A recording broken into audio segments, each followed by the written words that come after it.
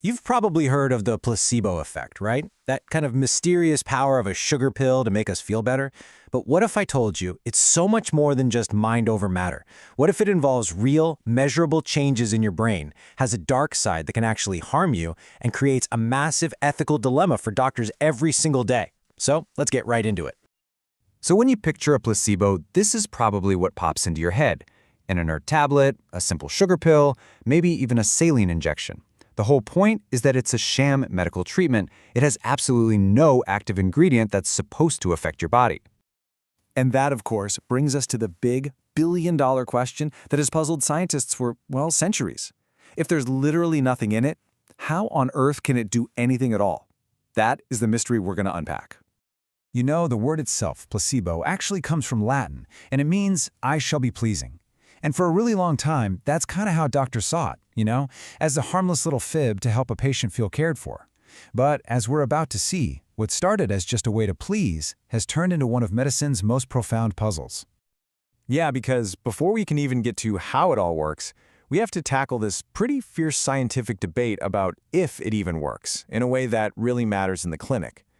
For a long time, the scientific community has been seriously divided on this. Okay, so this is where things get a little technical, but it's super important. Scientists make this crucial distinction. You've got the placebo response, which is basically any improvement you feel after you take a placebo. But then there's the true placebo effect, and that's the tiny slice of improvement that's only because of the placebo itself once you filter out everything else. And trust me, that is incredibly hard to isolate. And this right here is the heart of the skeptical argument. A massive review back in 2010 looked at a ton of studies and kind of dropped a bombshell. It said that, for the most part, placebos didn't really have major clinical effects, except for things patients report themselves, subjective things like pain or feeling nauseous. They didn't seem to actually change the course of a disease. So what gives? Does that mean it really is all in our heads? Or maybe it's just a fluke in the data? Is it possible that what we call the placebo effect is just a bunch of statistical noise and wishful thinking? Well, the whole reason this debate exists is because trying to find that true effect is like trying to hear a whisper in a hurricane. There are so many other things going on. A huge one is regression to the mean. Think about it. You usually go to the doctor when you feel your absolute worst, right? Well, statistically, you're probably going to feel a little better anyway. On top of that, patients often want to be helpful and tell researchers what they think they want to hear. It's just a really messy picture. But, okay, even with all that debate about its clinical power, there is just undeniable evidence that something very real is going on.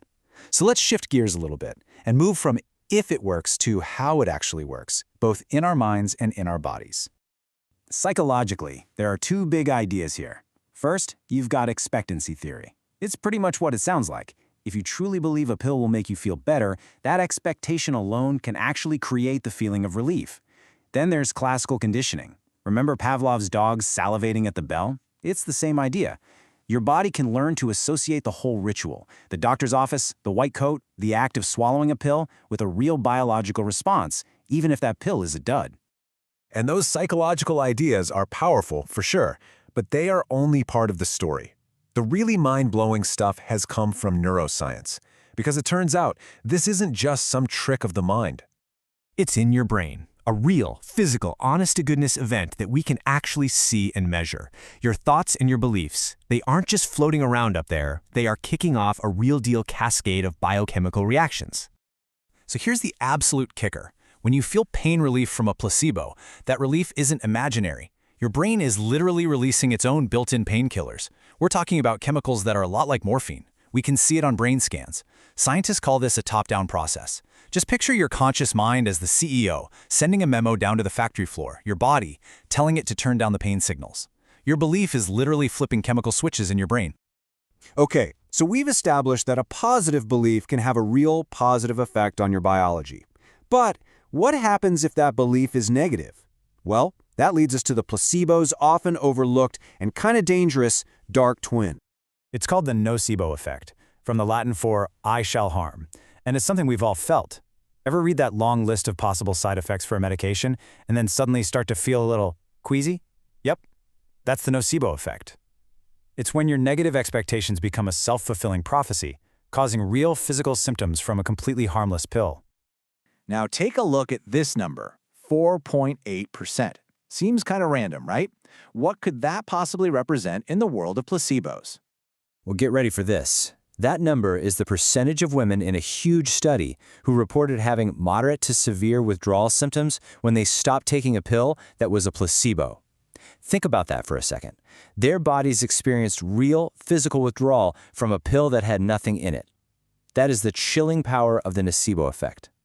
So this incredible power, the power to both heal and harm, based purely on belief, it creates this huge, complicated ethical minefield for the entire medical profession, and it forces us to ask some really uncomfortable questions. And this is the central conflict. This is the thing that keeps doctors and ethicists up at night.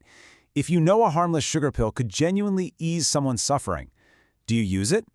Is it ever okay to lie to a patient even if you truly believe it's for their own good?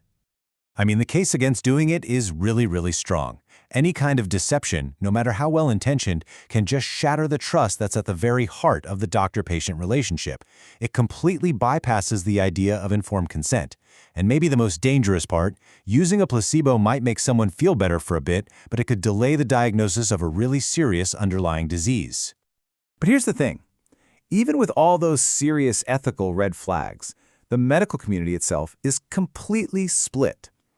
A survey of thousands of doctors in the U.S. found that while most of them, 58%, said no, they wouldn't prescribe a placebo, nearly a quarter said they would, and another 18% said, well, it depends.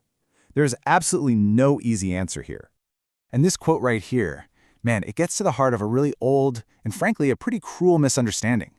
For decades, some doctors would use placebos as a test to see if a patient's pain was real. We now know that's just completely wrong. If a placebo works, it doesn't mean the pain was imaginary. It means the brain's own powerful pharmacy was activated to treat a very real problem. So where does all this leave us? We've gone through the debate, the wild brain science, the tough ethical questions. We know for a fact that our minds have a real biological impact on our bodies. So the challenge for medicine today isn't about proving the placebo effect is real anymore. The real question is this: how do we learn to harness this incredible power honestly?